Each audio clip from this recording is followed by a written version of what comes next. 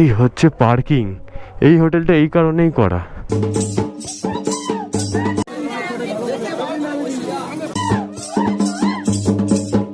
গাড়ি নিয়ে কোনো ইস্যু নেই, কেউ যদি গাড়ি নিয়ে আসেন না এই হোটেলে ভালোভাবে রাখতে পারবেন।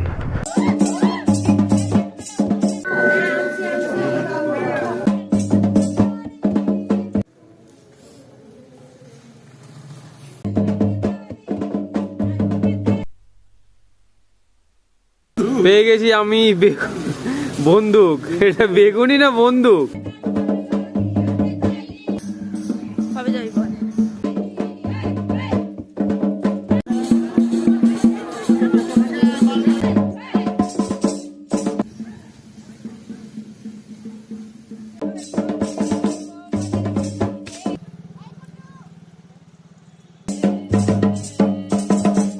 তারাপীঠ থেকে সবাইকে গুড মর্নিং। 8:30 বাজে বেরিয়ে পড়লাম। তাহলে তারাপীঠ থেকে যাব শান্তিনিকেতনে। 6টা জায়গা আছে, ওখানে ঘুরবো। কোন কোন জায়গায় ঘুরছি তাহলে দেখে নিই। বেরিয়ে যাচ্ছি হোটেল শুভম থেকে। এই হচ্ছে হোটেলের, আমাদের শুভম হোটেলের রিসেপশন। গাড়িগুলো খুব ভালো জায়গায় রাখা আছে। এই হচ্ছে পার্কিং। এই হোটেলটা এই কারণেই করা। পার্কিং হচ্ছে বিশাল। আর কি বলে, প্রাইভেট গাড়ি, বাইক সব কিছুই এখানে অনায়াসেই নিয়ে আসা যাবে। মামা চেন লুপটা করে নিচ্ছে। আমার লুপ করাই আছে, 250 কিলোমিটার চালিয়েছি, আর কি লুপ করব। বেরাচ্ছি তাহলে আমরা হোটেল থেকে সোজা কঙ্কালীতলা।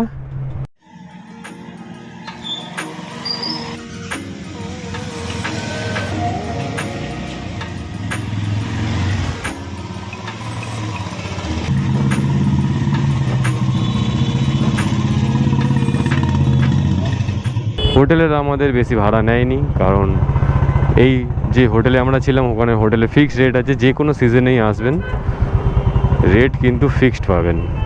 ফার্স্ট ফ্লোরে দাম বেশি থাকে, সেকেন্ড ফ্লোরে তার থেকে 100 টাকা কম, থার্ড ফ্লোরে আবার তার থেকেও 100 টাকা কম।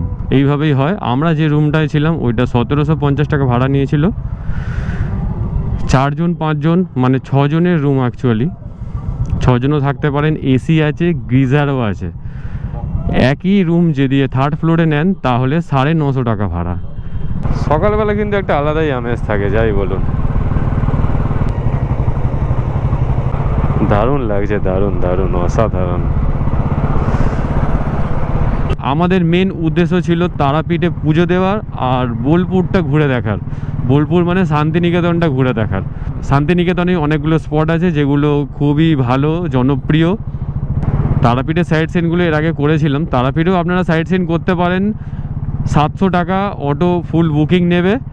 যদি আপনারা কেউ চান তাহলে তারাপীঠেতেও 700 টাকা দিয়ে ঘুরে আসতে পারেন। সিজনে হয়তো 100 টাকা বেশি নিতে পারে। এখানেই আছে শ্রী শ্রী বামা খ্যাপার আদি বাড়ি। মানে কঙ্কালীতলায় যে রাস্তাটা যাচ্ছে তারাপীঠ থেকে, ওই রাস্তার মধ্যেই অনেকগুলো স্পট পড়ে, তার মধ্যে এইটাও একটা। দারুণ সেরা লাগছে। ঠান্ডাটা রোদ্দুর ওঠার পর একটু কমে গেছে। অবশ্য 9টা 9:30 বাজতে যায়, ঠান্ডা তো কমারই কথা। সকালবেলার দিকে অনেক ঠান্ডা লাগছিল,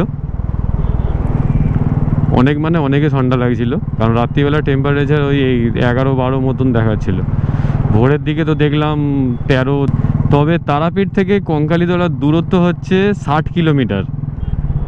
আমরা ভেবেছি যে না থেমে একবারে রাস্তাটা কভার করে নেব, তারপর হোটেলে ঢুকবো। ওখানে গিয়ে একটা হোটেল করতে হবে, লাগেজগুলো রেখে তারপর বাকি স্পটগুলো ঘুরবো। রাস্তায় সুন্দর সুন্দর সিনারি আছে, ওগুলো আপনাদেরকে দেখাবো। গ্রামের রাস্তা দিয়ে যাওয়া যেমন মজা আছে, তেমন একটু সাবধানতা অবলম্বন করতে হয়। গৃহপালিত পশুগুলো, ছাগল, গরু, কুকুর হঠাৎ করে সামনে চলে আসবে। এখানে দাঁড়িয়ে পড়েছি আমরা, আর এটা হচ্ছে আমাদের নতুন ভাই, আমাদের সাথে প্রথম রাইড করছে। তাহলে কেমন লাগছে? খুব ভালো লাগছে আমার রাইড করে।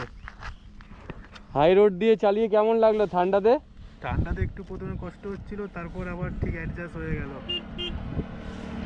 হয়ে যাবে, আস্তে আস্তে সব হয়ে যাবে। আমাদের সাথে বেরোলে সব হয়ে যাবে। আমাদের রাইডারগুলো এখানে দাঁড়িয়ে আছে।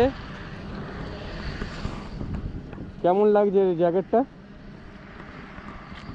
অল এক্সট্রিমের এই হচ্ছে শ্রীদীপ, সেই পুরনো শ্রীদীপ, আমাদের সেই সিকিমের রাইডের মেন রাইডার 110-এর।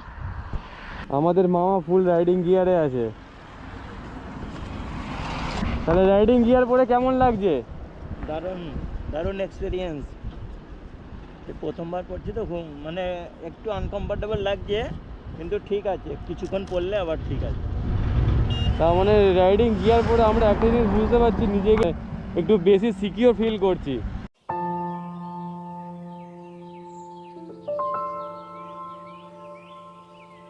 এখানে একটু ব্রেক নিয়ে ফটো শ্যুট করার পর বেরিয়ে পড়লাম, কিন্তু একটা প্রবলেম হয়ে গেল, ক্যামেরাতে অডিও রেকর্ডিং হচ্ছে না।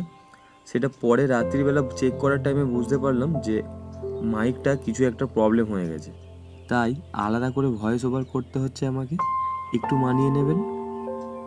তো যাই হোক, এই NH 114 নম্বর রোডটা ধরার পর ট্রেন লাইনটা কিন্তু পুরো বোলপুর পর্যন্ত আমাদের সাথেই ছিল, আর মাঝের মধ্যে ট্রেন যাচ্ছে, অসাধারণ সুন্দর লাগছে।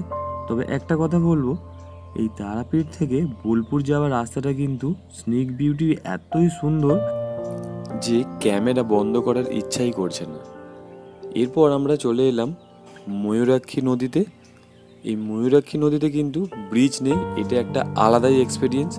এত চওড়া নদীতে মাটি ফেলে টেম্পোরারি ব্রিজ তৈরি করা হয়েছে, যা বাইকের জন্য কিন্তু পয়সা লাগে না, তবে 4 চাকা নিয়ে গেলে আপনাদেরকে টোল দিতে হবে। আর এর সিনারি মানে কি বলবো, এটা একটা আলাদাই এক্সপিরিয়েন্স। একটা টেম্পোরারি ব্রিজ বলবো না বাঁধ বলবো জানি না, তবে এর স্নেক বিউটি অসাধারণ। পুরো মনে হচ্ছে জলের ওপর দিয়ে আমরা গাড়িটা চালাচ্ছিলাম। এই নদীর বাঁধ দিয়ে যাওয়ার টাইমে আপনি কিন্তু ফুল অফরোডিংয়ের মজা পাবেন। আপনার মনে হতেই পারে যে সিকিম কিংবা লাদাখের মতন কোনো একটা অফরোডিং করছেন। এই বাঁধের ওপর দিয়ে গাড়ি চালিয়ে সত্যি একটা আলাদাই এক্সপিরিয়েন্স হলো। আপনারা যদি এই রাস্তা দিয়ে আসেন তাহলে ফুললি মজা পাবেন এই রাস্তা দিয়ে অফরোডিং করে নদীর ওপর দিয়ে, খুবই ভালো লাগবে। স্নেক বিউটি অসাধারণ।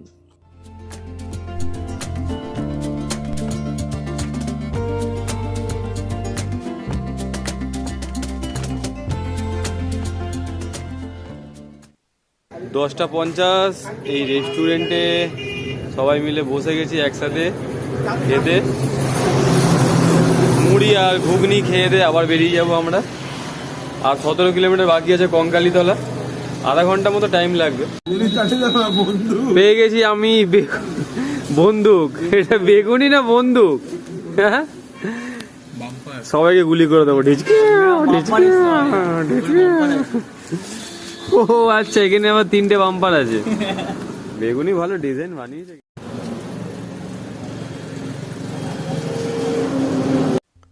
সকালের ব্রেকফাস্টটা সেরে আবারও গাড়ি ছুটিয়ে দিলাম কঙ্কালীতলা মন্দিরের দিকে।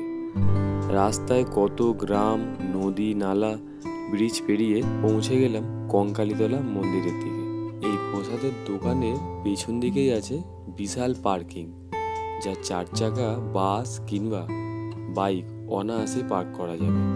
পার্কিংয়ে গাড়িটা রেখে দিলাম। এবারে এগিয়ে চললাম মন্দিরের ভেতরের দিকে। খুবই সুন্দর একটি মন্দির, বিশাল জায়গা নিয়ে মন্দিরটি অবস্থিত কোপাই নদীর তীরে। মন্দিরের পাশেই একটা কুণ্ড দেখতে পাবেন, মানে পুকুর দেখতে পাবেন। মা সতীর দেহর কোনো একটা অংশ এই স্থানে পড়ে এই কুণ্ডের সৃষ্টি করেছে। ওইদিকে হচ্ছে মেন এন্ট্রি, এন্ট্রির পাশেই হচ্ছে মন্দির। আমরা এখানে বসে আছি, একে একে সব যাচ্ছি, জুতো খুলে গিয়ে একে একে দর্শন করে আসবো। পুজো দেবো না কেউই, এখানে খালি দর্শন করে আসবো।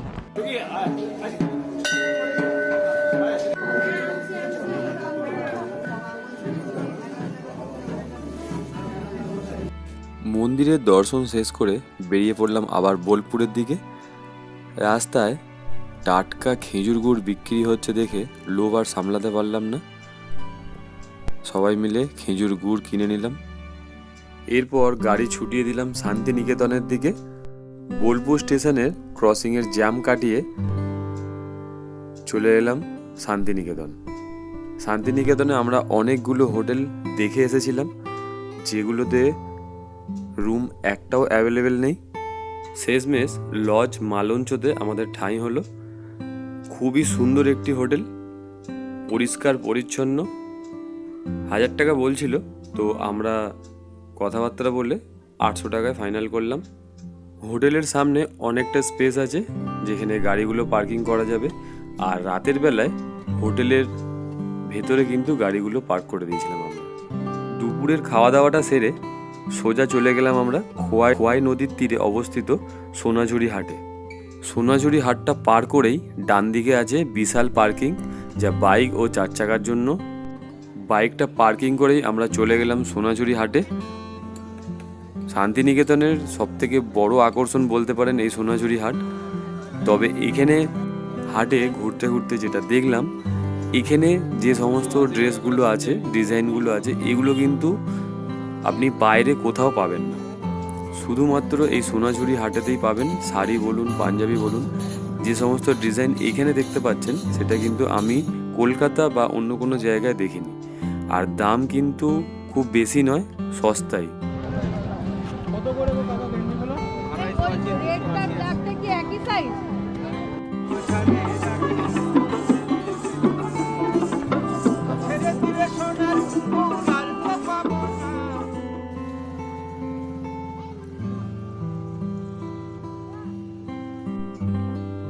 মেলা দেখা হয়ে গেলে সোজা গাড়ি ছুটিয়ে দিলাম কোপাই নদীর তীরের দিকে। বিকালটা আমাদের খুব দারুণ কাটলো এই নদীর তীরে আড্ডা দিতে দিতে।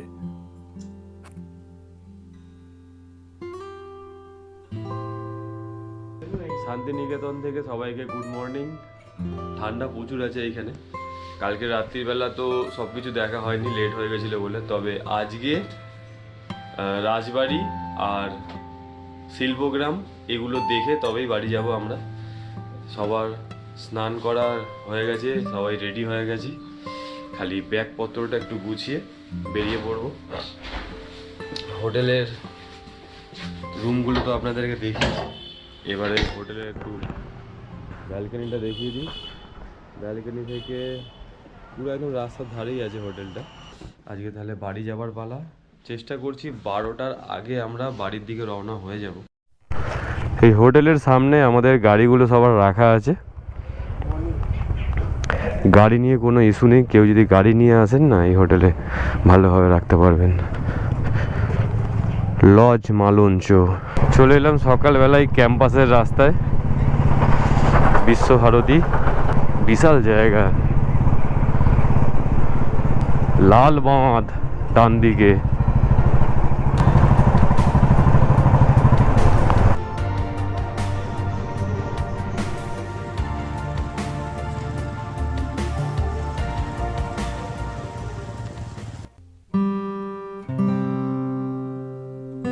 চলে এলাম আমরা সুরুল রাজবাড়ি দেখতে।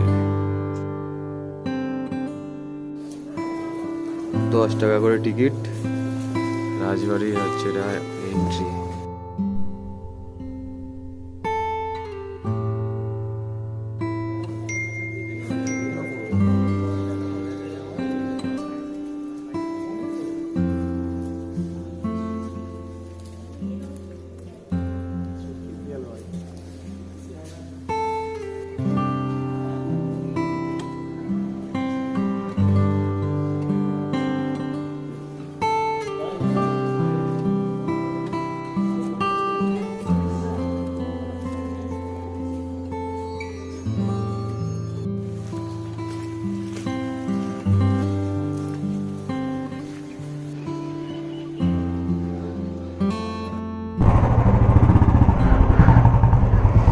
রাজবাড়ি থেকে বেরিয়ে পড়লাম, সুরুল রাজবাড়ি থেকে। এবারে যাচ্ছি শিল্পগ্রামে।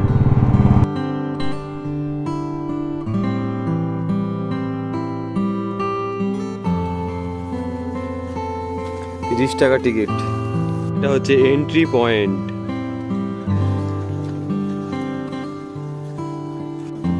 এটা পড়ে হচ্ছে এটা পুতুল ঘর।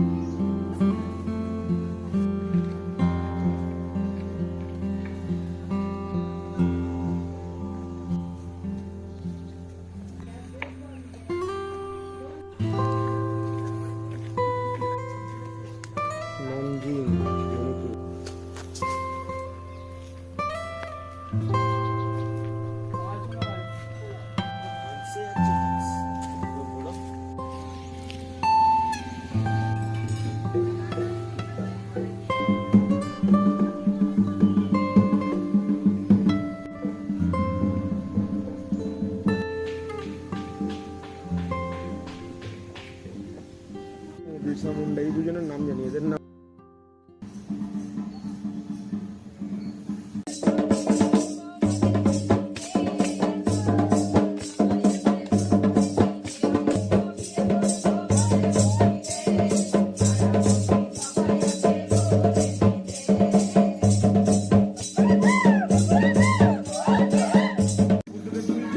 পাহাড়ের উপরে গিয়ে বুদ্ধদেবের ছবি তুলবে।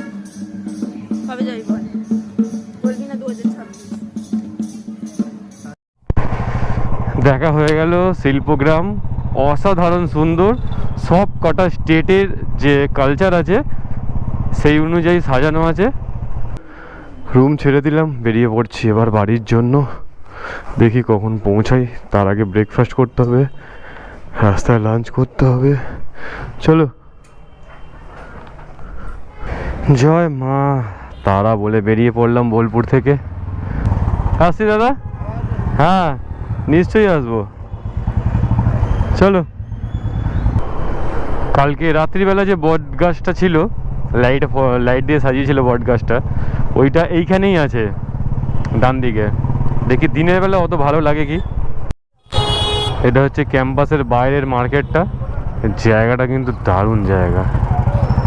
আর এই ডান দিকের বট গাছটাই হচ্ছে মানে কি বলবো, খুবই সুন্দর একটা মায়াময় বট গাছ। এই গাছটাই রাত্রিবেলা দারুণ লাগছিল। এখানে বট গাছের সম্বন্ধে হয়তো কিছু বোঝাচ্ছে ছাত্রদেরকে। বিশ্বভারতীর মার্কেট, হোটেল নিশা, এখানে কিন্তু অনেক ভালো ভালো হোটেল আছে। ভালো ভালো মানে একদম দামি দামি প্রিমিয়াম টাইপের হোটেল আছে। আর খাবারের দোকান, জামা কাপড়ের দোকান কিংবা ফাস্ট ফুডের দোকান একদম লাইন দিয়ে। এখন হয়তো বোঝা যাচ্ছে না, সন্ধেবেলা হলে আলোতে যখন সেজে উঠবে তখন বুঝতে পারবেন। কালকে এই হোটেলে আমরা খেয়েছিলাম আয়োজন, 140 টাকা ভেজ, দারুণ দারুণ খেতে, মানে টেস্ট দারুণ। কালকে রাত্রিবেলা আমরা এখানেই খেয়েছিলাম।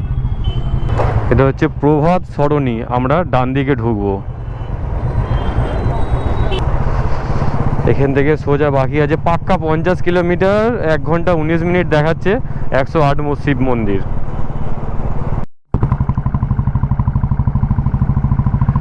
দূরে দেখা যাচ্ছে ইউনিভার্সিটি। 45 কিলোমিটার বাকি আছে, 12টা 53-তে পৌঁছাবো। আবারও মাঠঘাটের ওপর দিয়ে ছুটে চলেছি 108 শিব মন্দিরের দিকে আর বাড়ির দিকেও। Bardhaman 43 kilometre, Kolkata 156 kilometre, ঘুষকরা 16 kilometre. আমরা এখন আছি অমর আহমেদপুর রোডে। আর এই রোডে কিন্তু প্রচুর লরি চলে, মানে মাঝে মাঝে যে লরি এসে যাচ্ছে, স্পিডই মেনটেন করতে পারছি না। এই করে করে তো অনেক টাইম লেগে যাবে।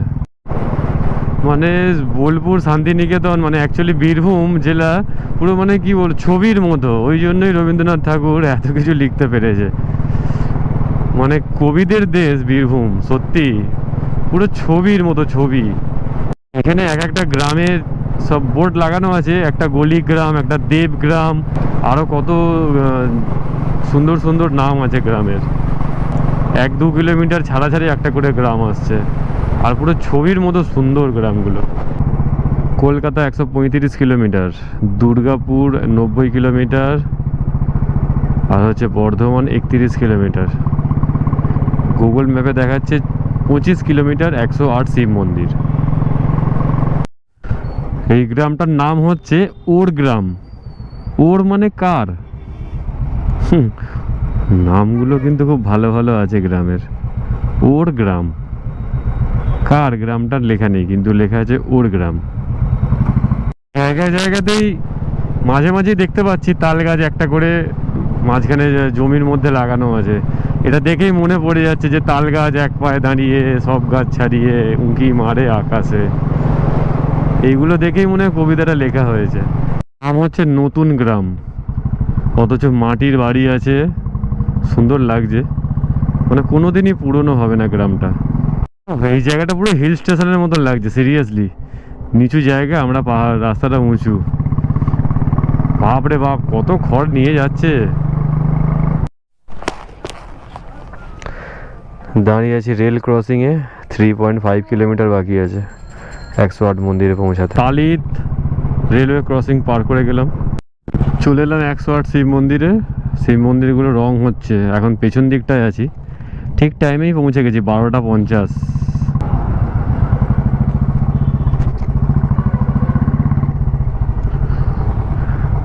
পার্কিং 10 টাকা করে মোটর সাইকেলস। হ্যাঁ, জুতো রাখার জায়গা আছে, জুতো, ব্যাগ। ভাবছি হেলমেটগুলো রেখেই যাব। 2 টাকা করে টিকিট কেটে ঢুকে পড়লাম মন্দিরে।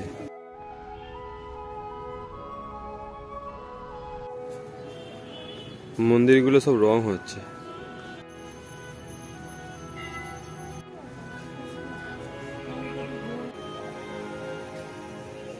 ঠিক আছে।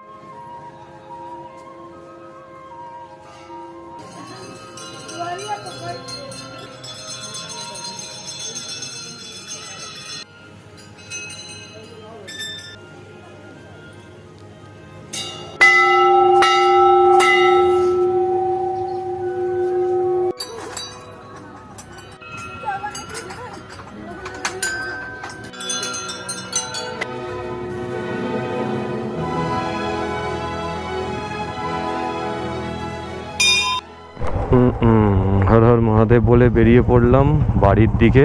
শক্তিগড়ে গিয়ে খাবো ল্যাংচা, ভাত। 20 কিলোমিটার শক্তিগড়। শক্তিগড়ে এসে গেছি। এই যে ল্যাংচা নিকেতন, আদি ল্যাংচা ভবন। শক্তিগড়ের ভাত খেয়ে বেরিয়ে যাবো বাড়ি। 50 টাকা মিলতো না।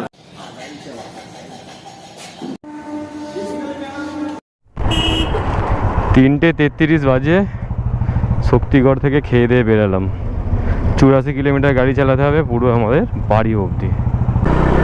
মাঝখানে একবার হোল্ড করব 40 কিলোমিটার পরে। খেয়ে দিয়ে জল খাওয়া হয়নি। এই দুর্গাপুর রোডটা যতক্ষণ না পুরো এই ব্রিজ বাইপাসগুলো কমপ্লিট হচ্ছে ততক্ষণ শান্তি নেই। বারবার ডিভিশন এসে যাচ্ছে, রাস্তা খারাপ, সাইড দিয়ে যাও তো এই দিয়ে যাও। এখনও মনে হচ্ছে বছর 3-4 সময় লেগে যাবে। তবে আমরা কল্যাণী হাইওয়ে দিয়ে গেছিলাম, বর্ধমান দিয়ে ফিরছি। বর্ধমানের রাস্তা কিন্তু প্রচুর খারাপ, বোঝাই যাচ্ছে না। হঠাৎ হঠাৎ এত বড় বড় গর্ত চলে আসছে। এই যে এখন গাড়ি একটা স্পিডে চললে হঠাৎ যদি গর্ত চলে আসে, কিংবা লরির পেছনে যদি যাই, 4 চাকার পেছনে যদি যাই, গর্ত চলে আসে, ব্যাস তখনই তো চাকাটা পড়বে গর্চায়। ওদিক দিয়ে 50 কিলোমিটার বেশি চালাতে হয়েছে, 60 কিলোমিটার। তবু আমি বলবো ওদিক দিয়ে যাওয়াই ভালো আপাতত, যতক্ষণ না এই রাস্তাটা তৈরি হচ্ছে। তাহলে আমরা আর দাঁড়ালাম না, ডাইরেক্ট জয়পুরে চলে এসেছি। জয়পুর দিয়ে ভট্টনগর দিয়ে বাড়ি চলে যাব। জিটি রোড দিয়ে যদি যাই বালি হয়ে বেলুড় হয়ে, এই সময় প্রচুর জ্যাম হবে। দাঁড়ালাম না মাঝখানে, তার কারণ হচ্ছে দিনের আলো থাকতে থাকতে ব্যাপারটা, রাস্তাটা মেকআপ করে দিলাম। জয়পুরের দোকান বেরিয়ে গেলাম আমরা বাড়ির দিকে। জয়পুরে মামাকে সি অফ করে দিলাম, ভাইকে টাটা করে দিলাম। লিলুয়া ব্রিজে ভাইকে সি অফ করে দিলাম, মামাকে তো আগেই সি অফ করে দিয়েছি চাটা খেয়ে জয়পুরেতেই, আর দাদুকেও। সবাই সেফলি বাড়ি চলে এসেছি। চলে এলাম হোম সুইট হোম। তাহলে আজকের ট্রিপ এখানেই শেষ হল।